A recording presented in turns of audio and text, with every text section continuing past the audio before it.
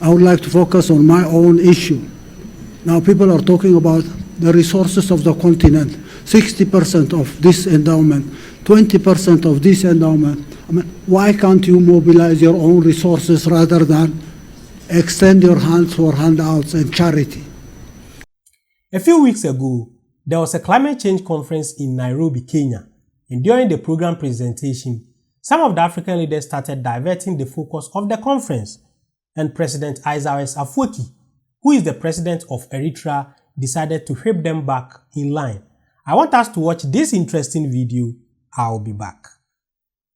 I mean, this stereotype of everyone coming and making statements, PR statements about achievements, wouldn't make any sense. Let's be focused, okay? I will not talk about our achievements in agriculture, infrastructure, energy, water, and others. That will take time, okay? Now let's be focused. Occasions like this one, summits where people come, do their promotion about their achievements, and mostly PR exercise. Let's get out of this cycle, first and foremost, okay?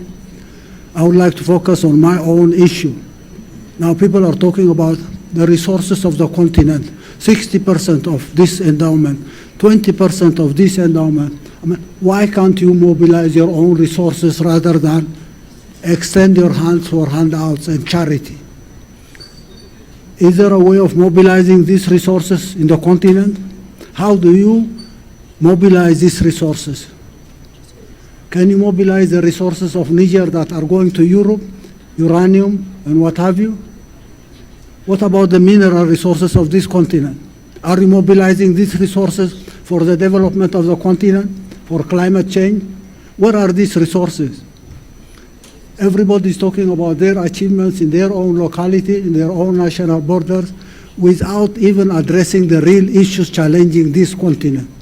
Talk about the continent's challenge and try to find solutions for this challenge, okay? We're talking about climate change, you're talking about resources, you are talking about so many things. Don't divert focus on non-issues, okay? Now, do your homework, come up with a definition of your goals and objectives, strategize, go for detailed plans, and then come to mobilize resources so that you implement your programs. Otherwise, I don't want to waste your time and waste my time talking about our achievements in Eritrea. Try to talk about some of the issues mentioned on this summit. These billions coming to this continent from anywhere, Europe, Americas, or any other place, you are inviting intervention in your own affairs. And this money coming from there, billions and billions, will be siphoned back there. Make sure that you mobilize your own resources so that you can be enabled to benefit from resources coming from outside. The promises of billions is no good. Again, it's the focus that we need to talk about. You're talking about corrupt governments and comparing them with the private sector and promoting the private sector, the private sector, the private sector. You put in place accountable governments, non-corrupt government that will use national resources for the development of the majority. This is not a matter of polarizing the private sector and the public sector. These classical arguments about the private sector, the public sector, that makes sense at all.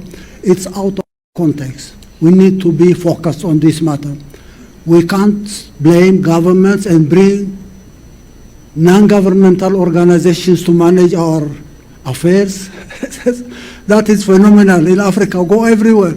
Non-governmental organizations are managing governments and discrediting governments and replacing them with what they call private sector. Can you imagine this makes sense to anyone? Now talk about serious things, okay? You want to implement programs,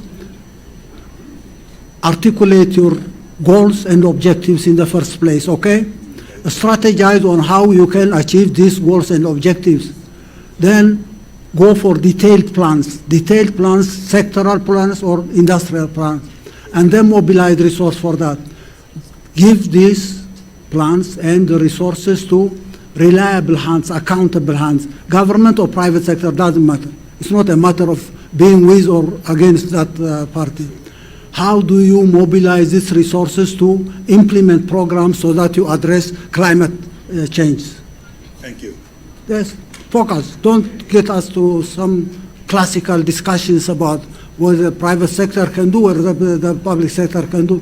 Corrupt governments will not implement any program at all. To talk about real government. Yeah, I understand the frustration of the Eritrean president, who is President Isaias Afwerki. I really understand his frustration because most African leaders normally forget themselves that they are on international platforms or they are going to conferences where you are going to discuss the reality but not going to campaign to be elected as a president in your country. Majority of African leaders start their campaigning the same day they have elected in the office. So anytime they go out there to go and do presentation or to go and talk about some issue affecting a community, then they go there and start talking about achievement that doesn't exist. They talk about achievement that doesn't exist. That is where I think Mr. Afwerki's frustration started. You are there to discuss about climate change, and I think some of the leaders went to stand there and start talking about their achievement and what they have done that, what they have done this. That is the problem we have been facing in many African countries. A leader will come and stand there and tells you, I've been able to bring inflation to the single digits. I've done this, I've done that, but the reality on the ground is people are not feeling that achievement in their pockets. That is where the problems comes in. So instead of you to start talking about achievement, you have done this, you have done this, you have done, why don't you present the problems in front of you and ask for solution instead of coming there to lie? That is where the problem. You know, Mr. Afwerki, those who don't know him, is also one of the bold leaders who don't rely on foreign aid and also don't rely on Western aid. He's one of the leaders in Africa who are self-dependent. They don't want to be controlled. In Eritrea, they don't want to be controlled. So I think whenever he meets all these African leaders who are always begging for aid, begging for this, I think normally sometimes it pisses him off because his policies are against such initiatives or policies of, he believes in policies of self-dependence and Africa beyond aid. So when he meets leaders who are always begging for aid from other African countries or other European countries, then I think he gets bored. So I think this is a lesson to most of the African leaders to start thinking about the reality on the ground. When you meet dignitaries and you want to address an issue, talk about the reality on the ground. Stop talking about this is what I achieved, this is what I achieved. But at the end of the day, even as you are talking about what you have achieved, the reality on the ground is nothing has been done. You have just been presented a paper and you have just been reading it. Just let's talk about the issue on the ground. Let African leaders start addressing the challenges facing the continent.